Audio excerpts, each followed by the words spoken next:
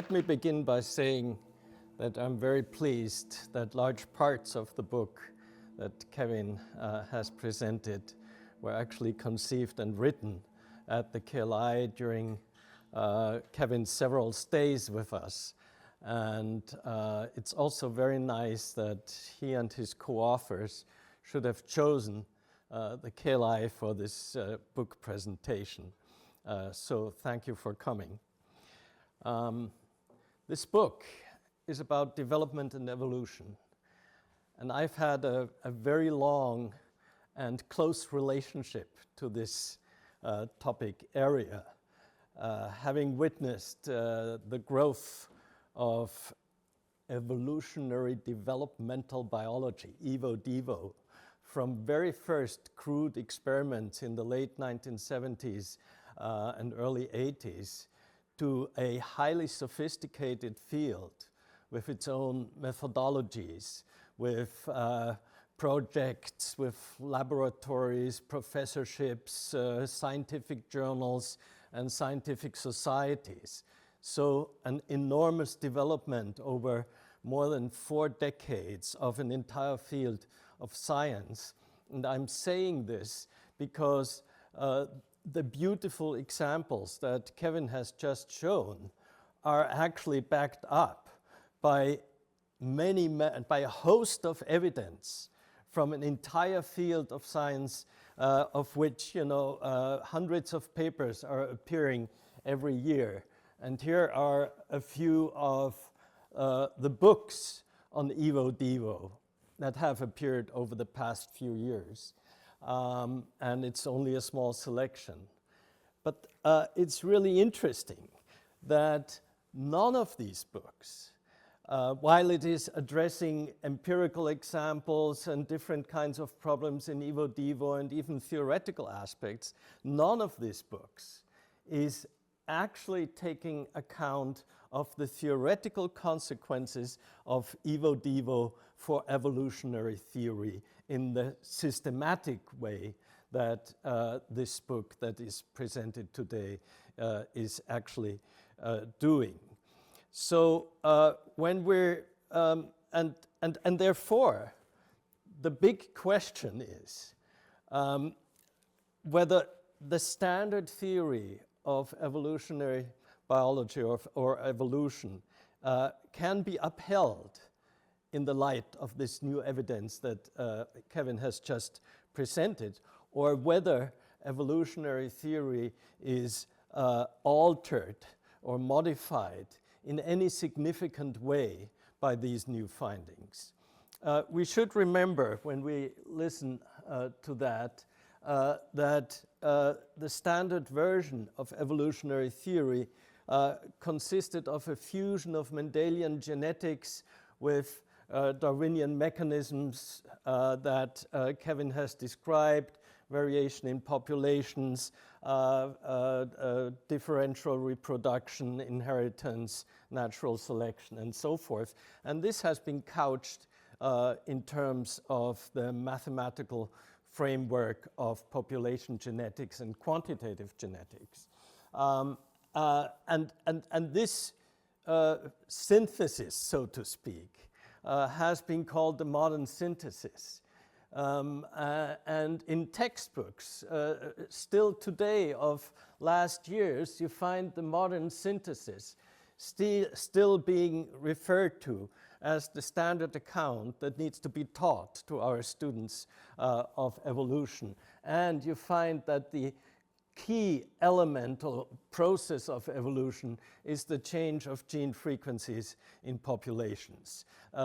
And this is not an old book. This is one of the standard textbooks in evolution, but we have to realize that the modern synthesis has been coined at a time before the discovery of molecular genes, before the advent of evolutionary developmental biology, and before our understanding of the role of behavioral biology in affecting evolution, and of course even before the acknowledgement of non-genetic processes of inheritance. Yes, it's true, there are some textbooks, even this textbook, that mention evolutionary developmental biology. This book even has a chapter on it. But evo-devo in this chapter is taken as a proximate mechanism that effectuates evolutionary change, or that itself evolves, but it's not taken as a causal factor in itself in evolution. And therefore, it is important to understand the differences of that approach to what Kevin has just presented. So, for one thing, Kevin has presented that evolution evolving is adding more causal factors to evolutionary theory. He has mentioned constructional development, by which is meant that development is not merely the linear execution of a genetic code, but is a highly dynamic interactive process that influences what kind of variations can appear in populations. The second was organismal agencies. Kevin has explained how behavior modifies the environment of organisms that becomes the selectional environment for subsequent generations, right? A process that's been called niche construction. Environments themselves are now understood to interact not only with the populations, but also directly with development. That has been called by Mary Jane West Eberhard already very long ago environmental induction, and is an important part of the causal factors presented in this book. And finally, transmission of information from one generation to the next is not merely genetic, but as Kevin has explained, holds several different possibilities for non-genetic forms of inheritance that altogether have been called inclusive inheritance.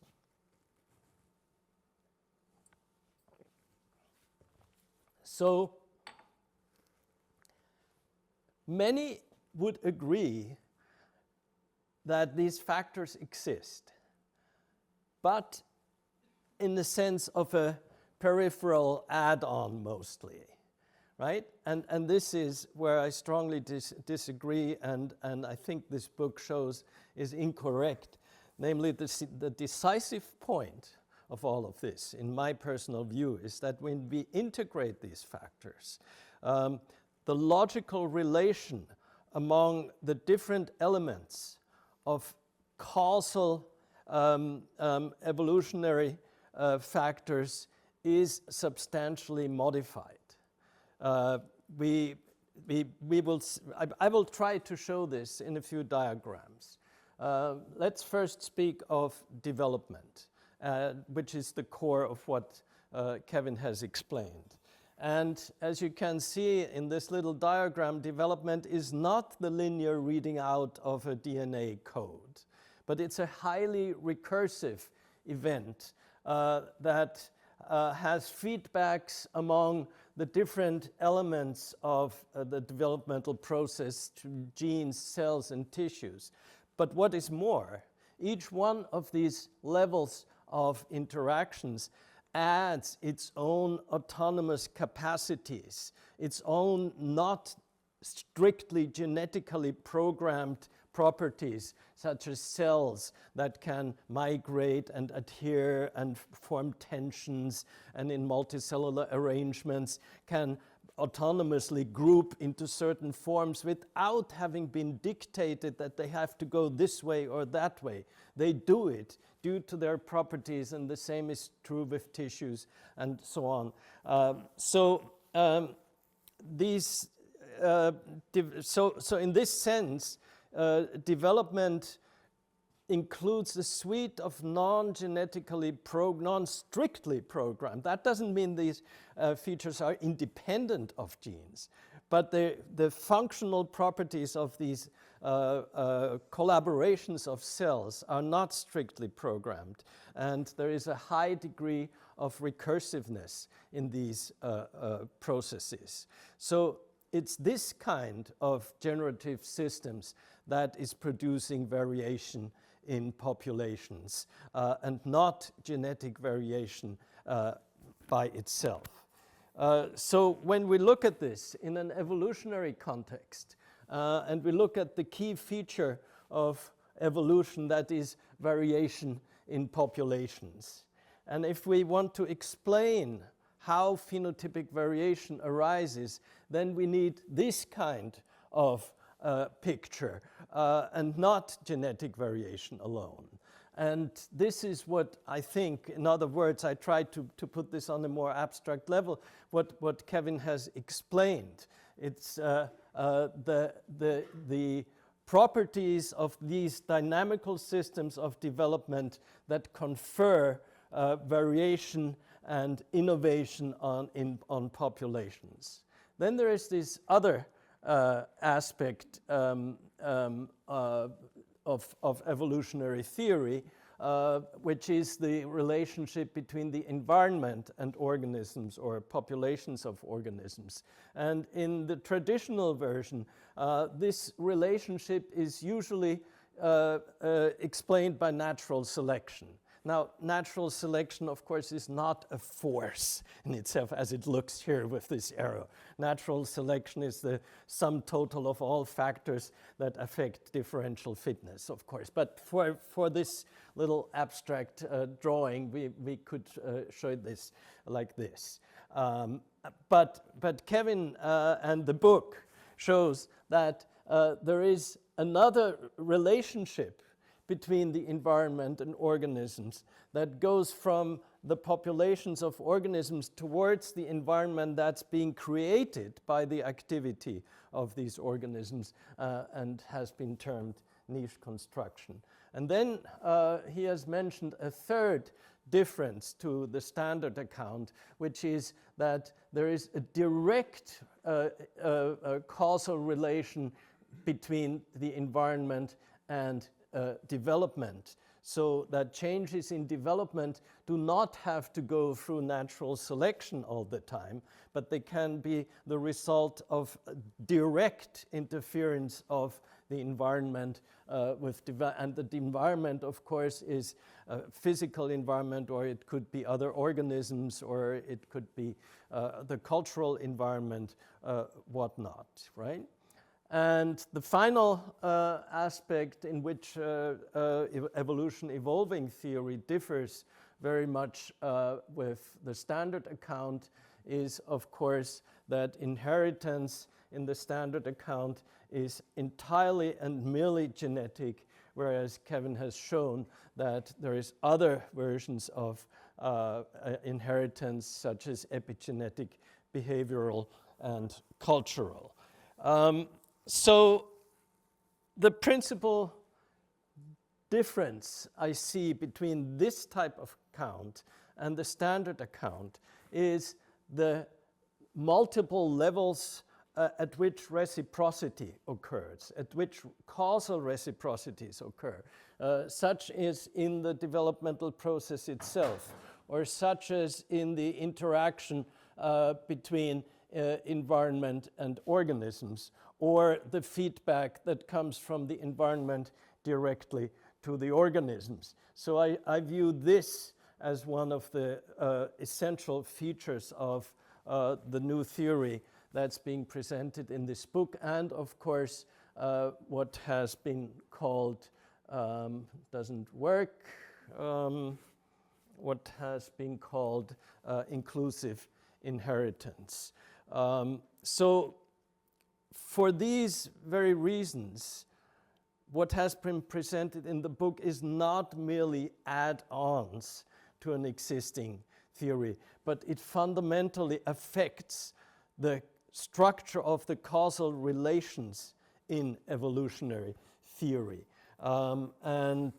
This, in my view, has a number of important consequences.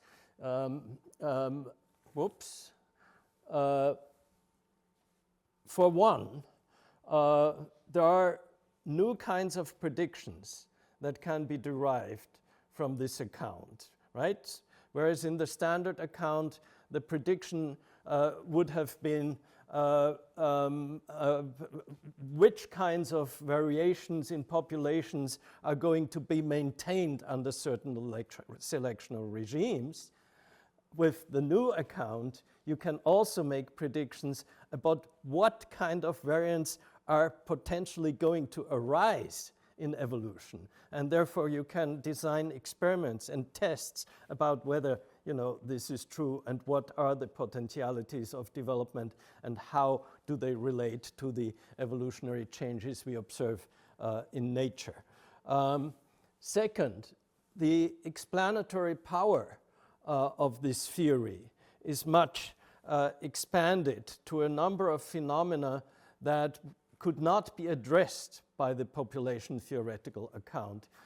And there is a large number to that, but I would like to emphasize everything that's related to the organization of the phenotype, how phenotypes are organized, how organismal complexity arises, how new structures arise, how homology, if you like to use that term, arises, or complex body plans that are going to be maintained over millions of years. But other examples of heightened explanatory power could also be mentioned. And third, I see a very high potential integrative capacity of this framework, namely in linking up with other fields of science that have difficulties to relate to the population theoretical account, such as the behavioral and cognitive sciences, linguistics, anthropology, but above all, the social and the cultural sciences that can refer to this theory and can relate to it, whereas they could not to the standard theory because it rests very much on a gene deterministic assumption, which made it difficult for these fields to relate to biological evolution. Now let me end by saying a few words of the relation of the evolution evolving account with the so-called extended evolutionary synthesis, which has been an alternative account of evolutionary theory that has been around for over a decade or so. And there is, of course, a large overlap of the authors of this volume with publications in the standard evolutionary synthesis.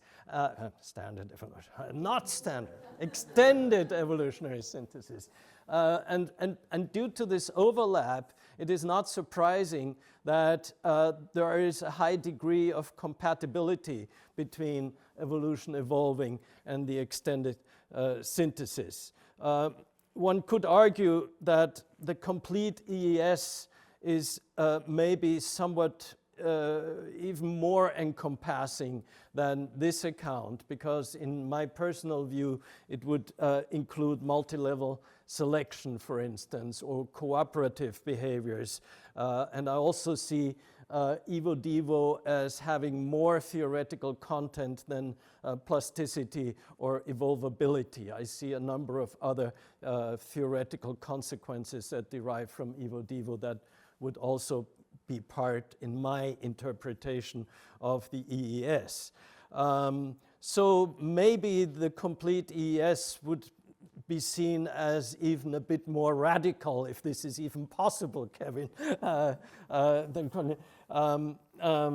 But there is one aspect I'm not sure about by reading the volume that you have now presented, and that is whether or not your account envisages a single unified formal, or at least the possibility for a single unified formal theory of evolution, which is something I believe, in my interpretation, the EES does not. The EES is a substantially pluralistic account, more a family of models that form together the extended evolutionary synthesis version of evolution. A family of models very much in the sense of Pete Richardson, who defined theories that way. So that one of these models, for example, could be population genetics or quantitative genetics, and another one, a model for form generation. And all these models could have their own mathematical formalizations. But in my view, there is no need to have a single unified, or even not there is no possibility potentially for having a single unified theory. And I'm not totally sure where you are standing on this issue. But in principle, as I said, I see no major incompatibilities between evolution evolving and the EES. So therefore, I believe it could have figured in the subtitle because I take evolution evolving to be part of the broader EES movement, so to speak, and I take it as a major step forward because it fulfills one of the essential criteria that were put forward by Alan Love, and in the sense that rather than adding more and more and more content to an existing theory, theory progress is through the innovation of theory structure. And this is, I believe, what you have achieved in this book. Thank you very much.